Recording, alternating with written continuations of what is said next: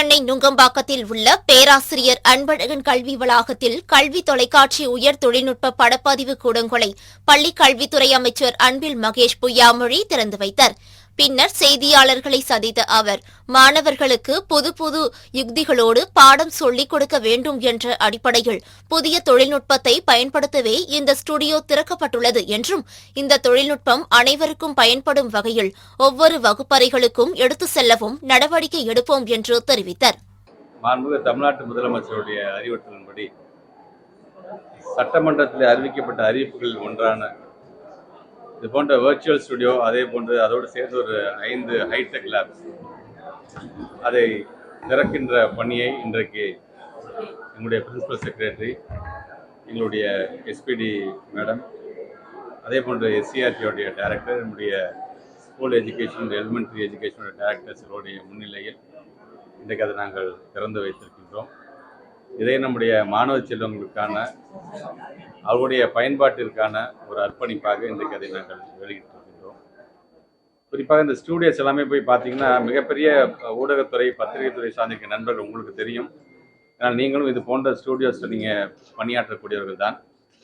ஆக நாங்கள் இந்த உலக தரத்தில் அதை கொண்டு வர வேண்டும் என்கிற மாண்புமிகு தமிழ்நாட்டு முதலமைச்சருடைய அந்த ஆசையை இன்றைக்கு நாங்கள் அதை நிறைவேற்றியிருக்கின்றோம் என்கின்ற ஒரு மன நிம்மதியோடு தான் உங்களை நான் சந்தித்துக் கொண்டிருக்கின்றேன். குறிப்பாக பிள்ளைகளுக்கு நாம் பாடம் சொல்லித் தருவதற்கென்று பல்வேறு விதங்கள் இருக்கின்றது. குறிப்பாக எஸ்சிஆர்டி மூலமாக இன்றைக்கி பல விதமான அது ஆக்டிவிட்டி பேஸ்ட் லேர்னிங்காக இருந்தாலும் சரி, பிள்ளைங்களுக்கு எப்படி பாடம் நடத்துவது என்பதை புது யுக்திகளை நாம் கையாளுகிறோம் என்று சொல்லும்போது டெக்னாலஜி அதிகளவில் நாம் பயன்படுத்த வேண்டும் என்று ஆசைப்பட்டோம். இன்றைக்கி அதன் ஒரு பகுதியாகத்தான் இன்றைக்கு இந்த ஸ்டூடியோஸ், ஊடகத்துறை சார்ந்திருக்கின்ற பத்திரிகைத்துறை சார்ந்த நண்பர்கள் நீங்களும் உள்ளே பார்த்துருப்பீங்க. ஒரு செய்தியை சொல்லுவதுங்கிற விதத்தில் இன்றைக்கு இது போன்ற ஒரு வர்ச்சுவல் ரியாலிட்டியாக இது இருக்க வேண்டும். அது கிரீன் மேட்டை பயன்படுத்தியாக இருந்தாலும் சரி, அது ப்ளூ மேட்டை பயன்படுத்தி இன்றைக்கு குழந்தைங்களுக்கு எளிதாக புரிகின்ற விதத்தில் நீ கூட பார்த்துருப்பீங்க எப்படி அதை நாங்கள் உருவாக்கினோம். நெய்தல் என்றால் என்ன, மருதம் என்றால் என்ன, முல்லை என்றால் என்ன, பாலை என்றால் என்ன அப்படிங்கிறத வெறும்னு சொல்லி ஒரு தியரட்டிக்கலாக படிப்பதை காட்டிலும் நேரடியாக அந்த குழந்தைங்களுடைய அந்த இமேஜினேஷனை நேரடியாக அங்கே கொண்டு செல்கின்ற விதமாக இது ஒரு சாம்பிளுக்கு நான் சொல்கிறேன் நான். ஸோ இது அடுத்தது சயின்ஸ் லெவலில் கொண்டு போகும்பொழுது அந்த குழந்தைங்களுக்கு அதை எப்படி நாம் நடத்தலாம், பயாலஜி எப்படி நடத்தலாம், கெமிஸ்ட்ரி எப்படி சொல்லி தரலாம் அப்படிங்கிறது குறிப்பாக எங்களுடைய அரசு பள்ளியை சார்ந்திருக்கின்ற ஆசிரியர் பெருமக்களுடைய ஒரு மிகப்பெரிய ஒரு தயாரிப்பாக இந்த தயாரிப்பு. அதுக்கு முதல்ல அவங்க ஒவ்வொருவருக்கும் என்னுடைய நன்றியை நான் தெரிவிச்சுக்கிறேன் நான். சேலம் மாவட்டம் எடப்பாடி அரசு ஆண்கள் மேல்நிலைப் பள்ளியில் பயிலும் 11ஆம் வகுப்பு மாணவர்களுக்கு அரசின் இலவச மிதிவண்டிகள் வழங்கும் விழா நடைபெற்றது. இதில் எடப்பாடி நகர்மன்ற தலைவரும் எடப்பாடி அரசு ஆண்கள் மேல்நிலைப் பள்ளி பெற்றோர் ஆசிரியர் கழக தலைவருமான பாஷா கலந்து கொண்டு 311 மாணவர்களுக்கு அரசின் இலவச மிதிவண்டிகளை வழங்கினர். இந்த நிகழ்ச்சியில் உதவி தலைமை ஆசிரியர்கள் செந்தில்குமார், ராஜமாணிக்கம், பெற்றோர் ஆசிரியர் கழக உறுப்பினர்கள் மற்றும் பள்ளி ஆசிரியர்கள் கலந்து கொண்டனர். கடலூர் மாவட்டம் நெய்வேலி என்எல்சி இந்தியா நிறுவனத்தில் நிரந்தர தொழிலாளிகள் மற்றும் ஒப்பந்த தொழிலாளிகள் என சுமார் 10,000 மேற்பட்டோர் பணிபுரிந்து வருகின்றனர். இந்நிலையில் நெய்வேலி அருகே உள்ள கத்தாழை கிராமத்திற்கு உட்பட்ட மும்மூடி சோழகன் பகுதியைச் சேர்ந்த ராமச்சந்திரன் என்பவர் நெய்வேலி 2ஆம் அனல்மின் நிலையத்தில் தற்காலிக ஒப்பந்த ஊழியராக பணிபுரிந்து வருகின்றார். இவர் வழக்கம்போல் காலை பணியில் இருந்தபோது எலக்ட்ரிக்கல் கேபிள் ஒயரை இழுக்க முற்பட்டுள்ளார். அப்போது நிலை தடுமாறி சுமார் 42 அடி உயரத்திலிருந்து கீழே விழுந்து பலத்த காயமடைந்துள்ளார். இதனையடுத்து அவரை மீட்ட சக தொழிலாளர்கள் என்எல்சி தலைமை மருத்துவமனைக்கு கொண்டு சென்றனர். அங்கு அவரை பரிசோதித்த மருத்துவர்கள் அவர் ஏற்கனவே இறந்துவிட்டதாக தெரிவித்தனர். பின்னர் இதுகுறித்து தகவல் அறிந்து சம்பவ இடத்திற்கு சென்ற விடுதலை சிறுத்தை கட்சியின் கடலூர் மைய மாவட்ட செயலாளர் நீதிவள்ளல், நெய்வேலி சட்டமன்ற தொகுதி செயலாளர் வெங்கடேசன், கமாபுரம் ஒன்றிய துணை செயலாளர் பாலு உள்ளிட்ட நிர்வாகிகள் என்எல்சி நிர்வாகம் ஒப்பந்த தொழிலாளர்களுக்கு பணி பாதுகாப்பு வழங்க வேண்டும், உரிய இழப்பீடு வழங்க வேண்டும் என கோரிக்கை விடுத்தனர். இதனையடுத்து இறந்துபோன ஒப்பந்த தொழிலாளர் குடும்பத்திற்கு 30 லட்சம் ரூபாய் நிவாரணமும், குடும்பத்தில் ஒருவருக்கு பணி அணையும், ஈமச்சடங்கு 50,000 ரூபாயும் வழங்குவதாக என்எல்சி நிர்வாகம் ஒப்புக்கொண்டது. தேனி மாவட்டம் பெரியகுளத்தில் மகாத்மா காந்தி தேசிய ஊரக வேலைவாய்ப்பு திட்டத்திலிருந்து 13 கோடி தொழிலாளர்களை நீக்கி வேலையை பறித்த ஒன்றிய அரசை கண்டித்து அகில இந்திய விவசாய தொழிலாளர் சங்கத்தின் சார்பில் ஆர்ப்பாட்டம் நடைபெற்றது.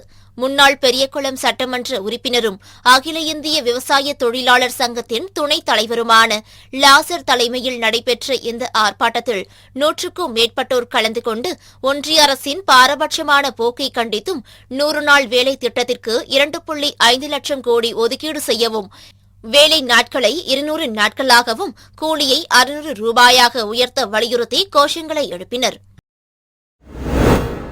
திருவள்ளூர் மாவட்டம் ஆவடி காவல் ஆணையரகம் சார்பில் காவல் ஆணையர் சங்கர் ஏற்பாட்டில் ஆயுதப்படை மைதானத்தில் 3600க்கும் மேற்பட்ட மாணவ மாணவிகள் கலந்து கொண்ட போதைப் பொருட்களுக்கு எதிராக விழிப்புணர்வு உலக சாதனை நிகழ்ச்சி நடைபெற்றது. இதில் சிறப்பு அழைப்பாளராக டிஜிபி சங்கர் ஜிவால் கலந்து கொண்டு சிறப்புரையாற்றினார். பின்னர் செய்தியாளர்களை சந்தித்த அவர், ஒன்றிய அரசு ஏஜென்சி மூலம் நடத்தப்பட்ட ஆய்வில் தென் மாநிலங்களில் தமிழ்நாட்டில் மட்டும்தான் குறைந்த அளவிலான போதைப் பொருட்கள் உள்ளது என தெரியவந்துள்ளதாகவும், கடந்த 3 ஆண்டுகளில் அதிக அளவில் போதைப் பொருட்களை பறிமுதல் செய்துள்ளதாகவும் தெரிவித்தார். இன்னைக்கு ஆவடி காவல் ஆணையர் அவங்க டீம் கூட நம்ம கலெக்டர், அடிஷனல் கலெக்டர் சார்பாக சுகுபுத்ரா, சி ரவிச்சந்திரன், மொத்தமாக ஒரு 60 பிரைவேட் ஸ்கூல், 60 கவர்மெண்ட் ஸ்கூல் சார்பாக ஒரு 1800 பெண் மாணவிகள், 1800 மாணவர்கள், 3600 மேலே இந்த ஒரு நிகழ்ச்சி பண்ணாங்க. இங்கே இது போதைப் பொருளுக்கு எதிரான ஒரு நம்ம முதல்ல சொல்லியிருக்கோம். இது ஒரு சிம்பிளான ஒரு நம்மளோட விஷயம் கிடையாது, ஒரு போகிற மாதிரி. அதை போகிறக்கு எதிரான டெய்லி நம்ம இந்த நிறைய எஃபர்ட்ஸ் பண்ணிகிட்டு இருக்கோம்.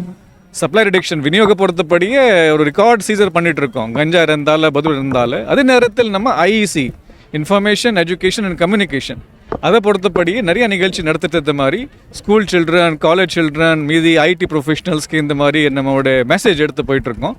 ஸோ இவங்களை இன்றைக்கி வந்த பசங்களை நம்மளோட உத்தரகல் மாலி சொல்லியிருக்கோம்.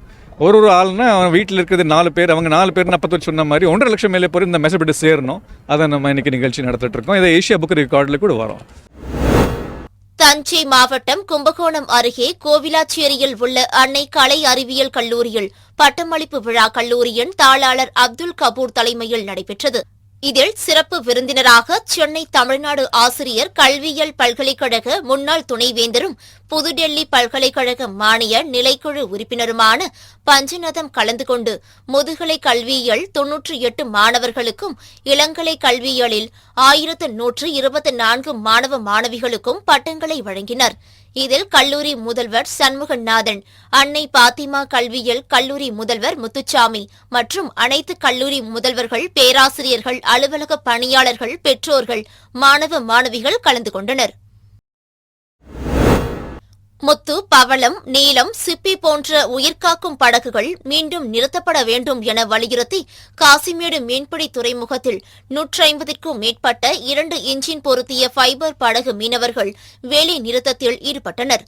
இதேபோல் கடந்த சில நாட்களுக்கு முன்னர் கடலில் மூழ்கிய காசிமேடு பகுதியைச் சேர்ந்த மீனவர் மனோகன் என்பவர் 2 இன்ஜின் பொருந்திய ஃபைபர் படகிற்கு அரசு இழப்பீடு தொகை வழங்க கோரியும் முத்து, பவளம், நீலம், சிப்பி என உயிர்காக்கும் படகுகளை காசிமேடு பகுதியில் நிறுத்த வேண்டும் என அவர்கள் கோரிக்கை விடுத்தனர்.